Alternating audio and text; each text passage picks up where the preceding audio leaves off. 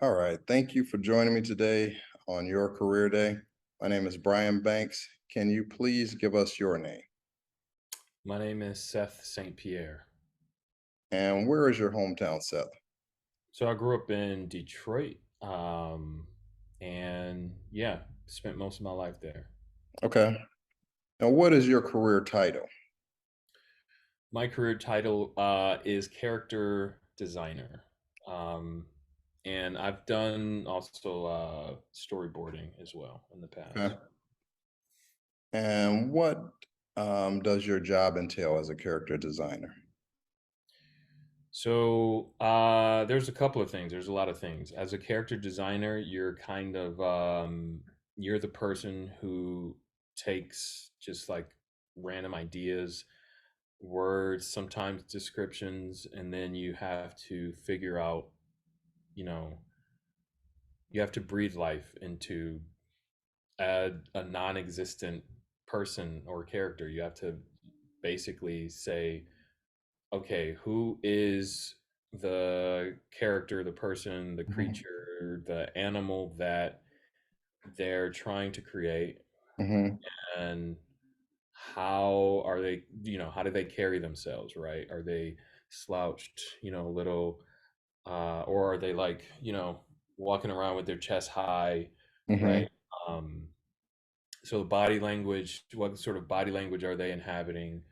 How's their facial expressions, like just their state of rest, how's that going to be?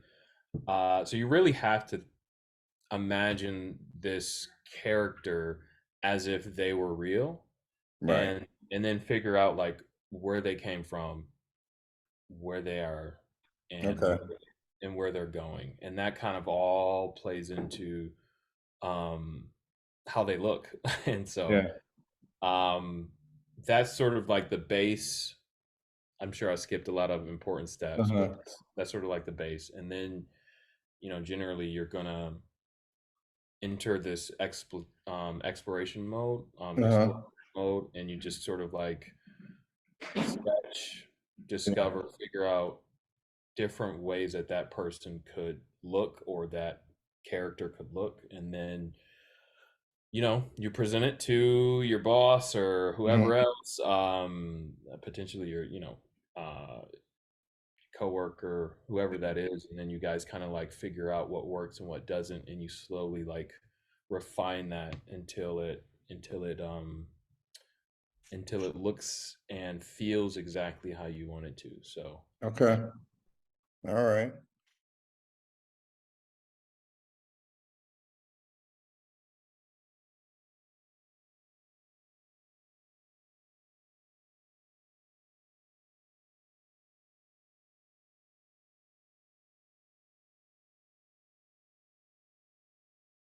All right.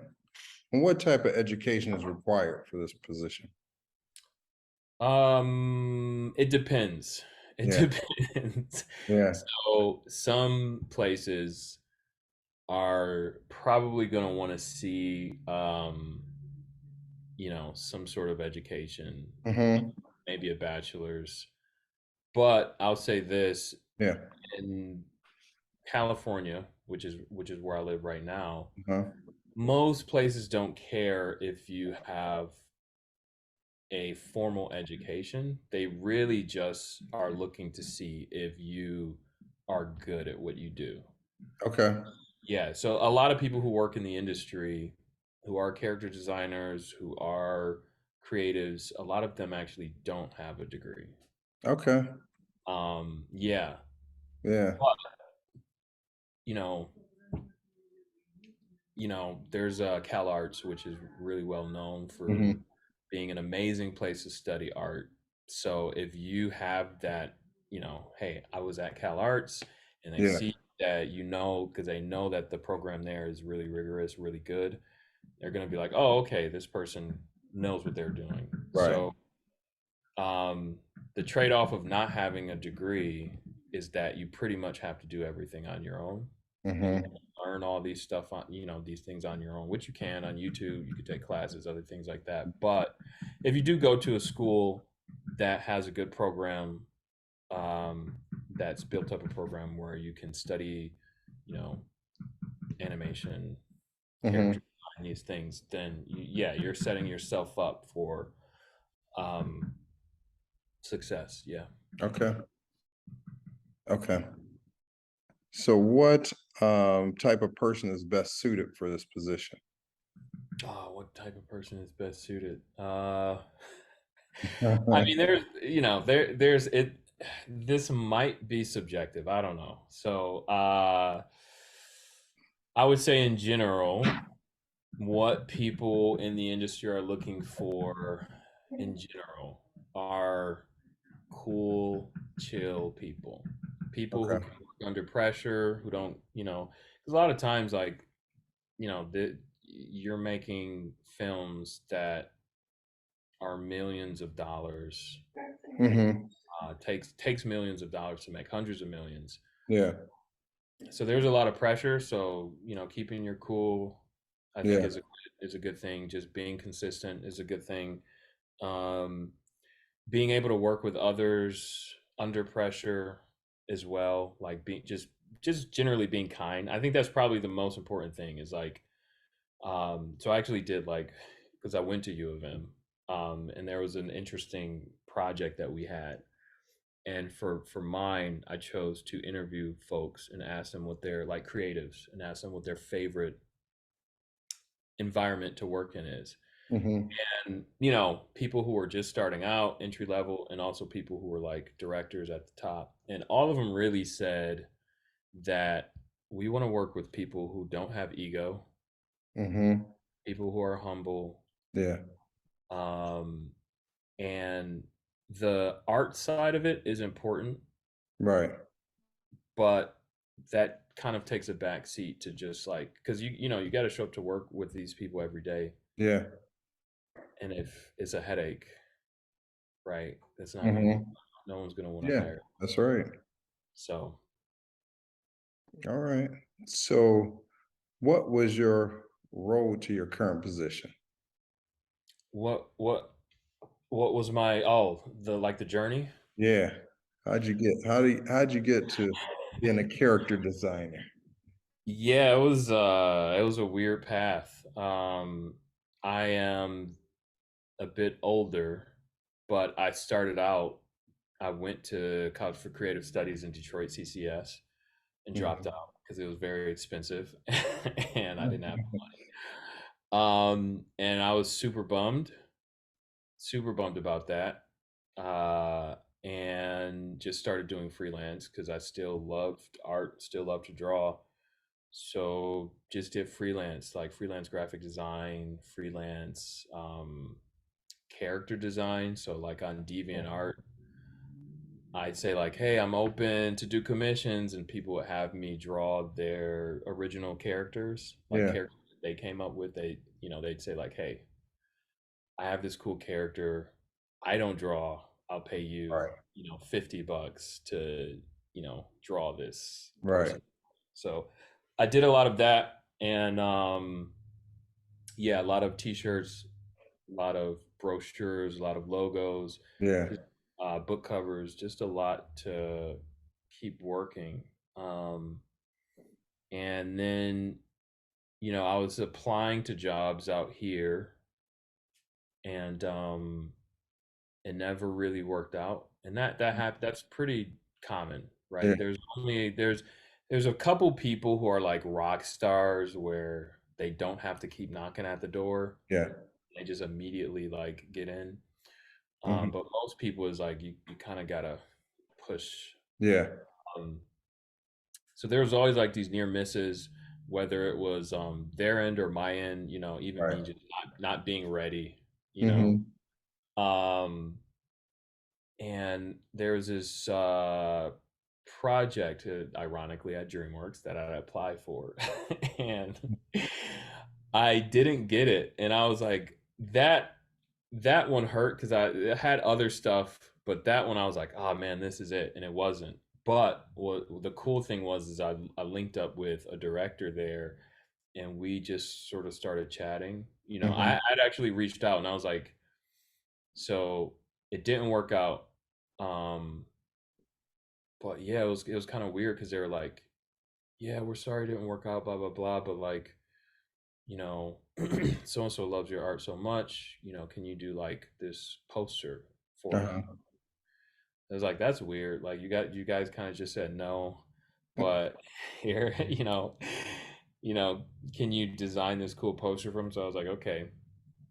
And then I'd actually after that I reached out and I was like, hey man, like, can you be my mentor? Can you help me Mhm. learn this stuff? And so I send him some things and he give me feedback and he was just just an amazing person, one of the types of people that you don't really see that often in the industry. I Mhm. didn't know that because I had just met him, and we're just forming a bond, but just like one of the best people in the animation industry ever. And he was just very patient, very willing to teach. um and so he I send him stories and he'd give me feedback. I sent him storyboards, he'd give me feedback. And then one day he was like, hey man, Spider-Man, I think they're looking for freelance board artists. You should apply. Mhm. And I was like, okay. And so, he told me, where it was, and I applied, and everything worked out, and I got to work on a couple of episodes of that, a couple of episodes of Guardians of the Galaxy. Sorry, the both of these are the cartoons. Yeah. So yeah, so that was like me breaking in was through storyboarding, and then the other half of that is Instagram posts and Instagram and DeviantArt, but like posting a lot of my work on there. Yeah. And yeah, eventually the director for the film that I'm working on that I can't talk about, well, the film before that I can't really talk too much about. He was like, I was posting some cool art on Instagram, and he was Yeah. like, "Hey man, like this is dope. Uh, we want you on this film." So yeah, it was. It seems, when I lay it out like that, it seems very easy, very quick, and Yeah. just insane. But there was a lot of like, you know, pain and Yeah. working and things not working out, and just continuing to do what I love. But I think the change really came. I was talking about this to someone, Brian, recently because they were asking me about like the same question. How did you get to your position? I think the change really came when I stopped looking at the industry, stopped looking at working in film. I stopped looking at all of these things as, you know, talismans to Mhm. add to myself to gain more prominence or Yeah. importance or power, or to even like as a thing that was the goal in itself, right? Yeah. Change came when I was like, I like art. I'm gonna do art regardless if I make money or if Right. I don't. And I don't need the validation of Mhm. the industry. I don't need the validation of other people telling me that they like my stuff or they don't like it. I'm going to do art regardless. And I think when it was more of a, you know, I'm going to do what I'm going to do, I'm going to try to develop my voice because I like this thing and I want to communicate. I Right. think that's when the change happened and people were like, oh, this is interesting. All right. Yeah, let's bring him in. Yeah. And I still kind of have that to this day, whereas like, working for the industry is great. And, you know, it's amazing. It's absolutely amazing. Um, but you kind of have to realize like, your voice is unique and you Yeah. want to make sure that you have the opportunity to say something that other people aren't saying. Yeah. So, yeah. Now that kind of leads into my next question. What makes the job fun, interesting, or exciting, or all of the above? Fun, interesting, or exciting. I think the biggest thing is you're always learning. Mm-hmm. That's like, it is kind of like a school because you come in, you don't know much, Yeah. you know enough to get the job, but you don't know anything after that. Right. And then people like slowly like teach you, oh, this is how you do this, or that's how you do that. Or even with art, it's like, oh, this is how you describe this thing more efficiently, or describe Mhm. that form a little better. Yeah. Um, so I think that is it. Especially with character design, I always feel like I'm learning, even from my coworkers who Mhm. are doing amazing work. I'm like, dang, okay, like that's cool. Yeah. How can I learn from that? So you're constantly, I think that's the fun, exciting thing. You're constantly like seeing the best of the best, Mm-hmm. and it is, you know, inspiring you to try new things. Yeah. I think the other, if I'm just being honest, the other thing is like, yeah, you get to like, you know, my office is next to so and so, right? And I like, the director of some DreamWorks film, right? And Yeah.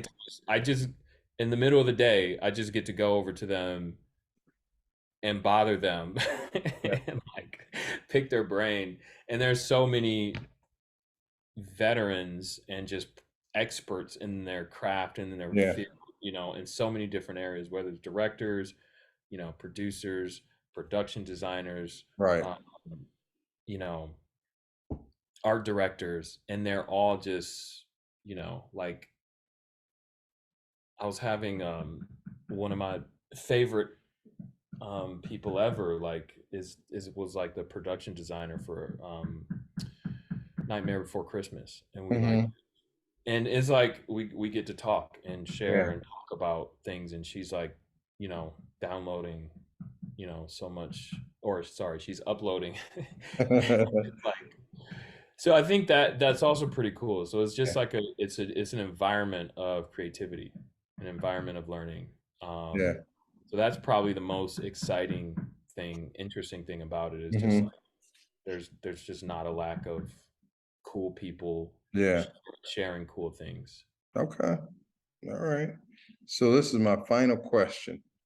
What advice would you give to someone that might want to follow in your footsteps? Don't follow in my footsteps. Don't do that. Choose someone who's a little no. Um, I would say, yeah, don't make an idol of the thing. Hmm. That's always a problem. I would say, yeah, don't make an idol of the thing. Whatever goal you have, whatever dream you have, Yeah. don't make an idol of it. Like, at the end of the day, like, do what you feel compelled to do, Yeah. but don't like, there's a healthy balance. Hmm. There's a healthy balance. Um, yeah, most of it is like character, right? Yeah. Most of it is character. I would say like focus on, trying to be a good person. Um, Hmm. obviously, like, because really, when you're talking about story, when you're talking about character, all of this kind of comes down to wants and desires and growth, right? Hmm. That's what every movie is about. Yeah. How does this character grow, right? And so, like, if you're too focused on the object, you're not going to grow as a person. You're not going to understand yourself. You're not going to Yeah. understand people. So I would say that's probably the most important thing. I mean, practical tips, definitely take classes, Yeah. study your favorite artists online, you know, um, Hmm. draw what they draw, and learn.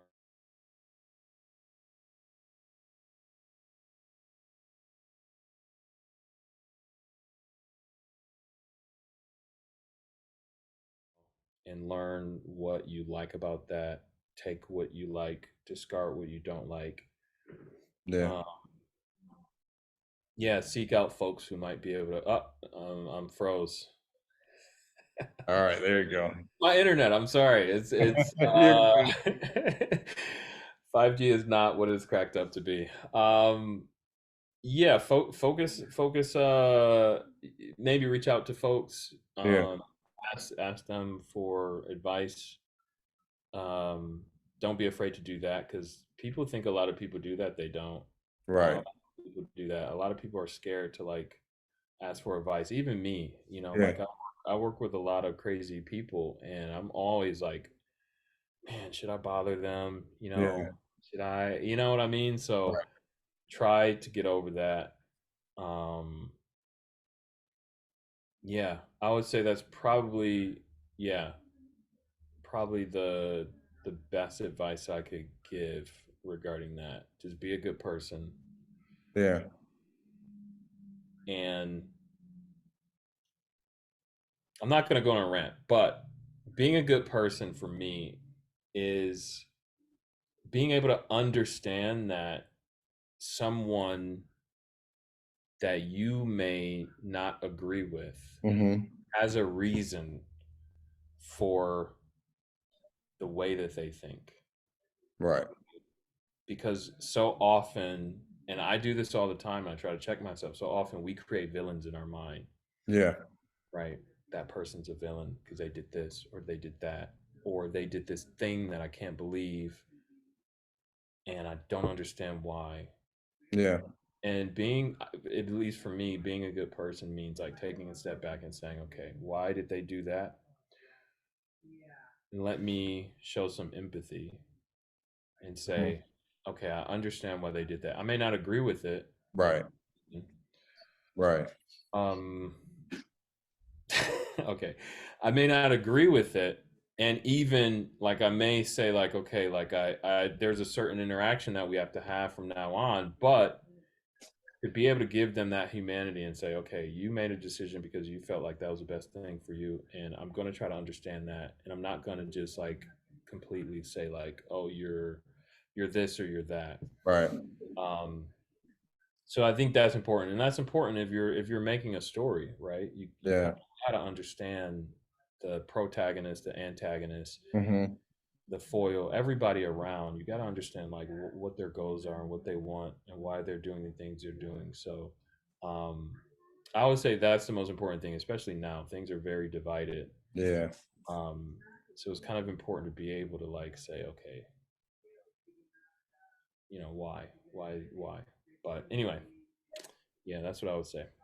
All right. Well, thank you, Seth. I really appreciate your time and look forward to seeing your work on the big screen soon. Cool, cool. Like.